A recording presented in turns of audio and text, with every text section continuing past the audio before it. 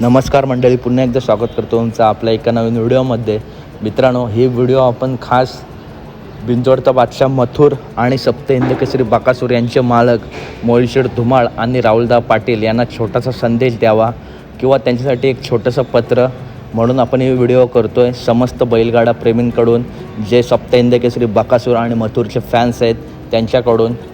तर मित्रांनो, शिरंबे मैदानामध्ये सँडीदादा यादव यांच्या नियोजनाखाली सप्त हिंद केसरी बकासूर आणि बिंजोडचा बादशाह मथुर आपल्याला एकत्र तर बघायला भेटले, परंतु प्रेक्षकांची एकच इच्छा अपूर्ण राहिली, ती म्हणजे या दोन वाघांना सोबत पळताना बघायची इच्छा अपूर्ण राहिली. मोहिलदादा आणि राहुलदा, तुम्हाला दोघांना एकच विनंती असेल की या दोन वाघांना सोबत पळवायची जी प्रेक्षकांची इच्छा आहे ती तुम्ही पूर्ण करालच, परंतु जेवढ्या लवकर ते पूर्ण होईल तेवढं बैलगाडी क्षेत्रासाठी चांगलं आहे. कारण दादा, होतं आहे काय, दिवसेंदिवस सोशल मीडियावरती या दोन नंदींचा क्रेज वाढत चालला आहे.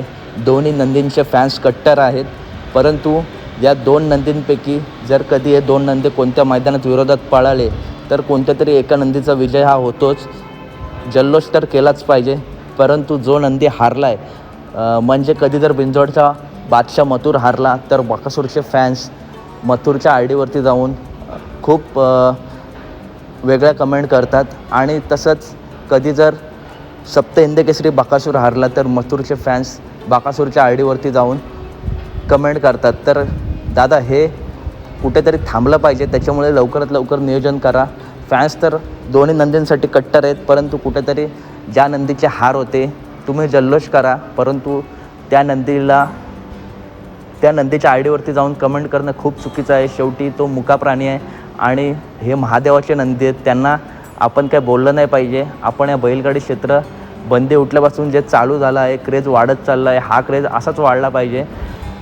फॅन्स लोक जे कमेंट करतात त्याच्यामुळे मालकांमध्ये गैरसमज होतात, आणि राहुलदादा आणि मोहिल शेठ प्रत्येक मुलाखतीमध्ये हेच बोलतात की तुम्ही जर मथुरचे फॅन्स असलात तर बकासूरला कमेंट करू नका, बकासूरचे फॅन्स असलात तर मथुरला कमेंट करू नका, असे मालक स्वतः बोलतात. मग फॅन्स लोकांना काय प्रॉब्लेम आहे, त्याच्यामुळे कमेंट करताना जरा विचार करा, कारण दोन्हीसुद्धा महादेवाचे नंदी आहेत.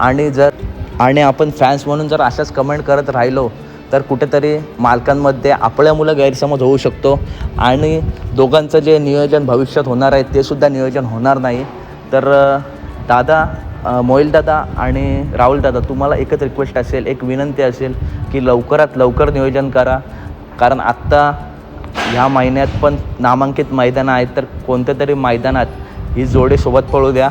अखंड महाराष्ट्र ज्या जोडीला सोबत पळताना बघणार आहे, ज्या जोडीकडे लक्ष ठेवून बसला आहे, तर दादा तुम्हाला हीच विनंती असेल, जरी बकासूरचं नियोजन मोहिलशेठ यांचे मामा किंवा समालोचक रणजित बनसोडे सर करत असतील तर त्यांनासुद्धा या व्हिडिओमार्फत विनंती आहे की लवकर नियोजन करा आणि हे दोन वाघ प्रेक्षकांना सोबत पाळताना दिसू द्या. तर मंडळी, कशी वाटली व्हिडिओ? ही व्हिडिओ जास्तीत जास्त शेअर करा.